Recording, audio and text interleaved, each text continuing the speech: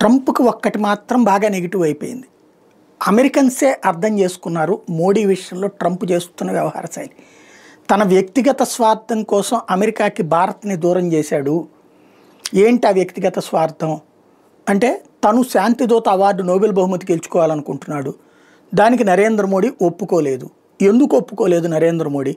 భారత్ పాకిస్తాన్ల మధ్యన కంట్రోల్ చేసిన వాడి కిందన ట్రంప్ ఉండాలనుకున్నాడు.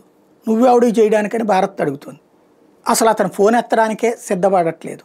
తద్వారా ట్రంప్ని లైట్ తీసుకుంటున్నాడు Modi. At the same time భారత ఆత్మగౌరవాన్ని తాకట్టు పెట్టడానికి మోడీ సిద్ధంగా లేకపోవడం ద్వారా మోడీ హీరో అవుతున్నాడు. చెయ్యని పనిని చేసినట్టుగా గొప్పలు చెప్పుకుంటున్నటువంటి ట్రంప్ వెదవవుతున్నాడు అమెరికాలో. At the same time Asif మునీర్ని మోడీని పక్కన కూర్చోబెట్టి ఫోటో దిగేసి అద్భుతాలు చేశాను, నేనేదో మధ్యవర్తిత్వం చేశామని చెబుదాం అనుకున్నాడు ట్రంప్. అందుకు మోడీ ఒప్పుకోలేదు. పిలిచినా భోజనానికి వెళ్ళలేదు.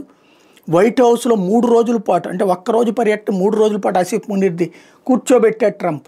అది తెలిసినే మోడీ అక్కడికి పోలేదు.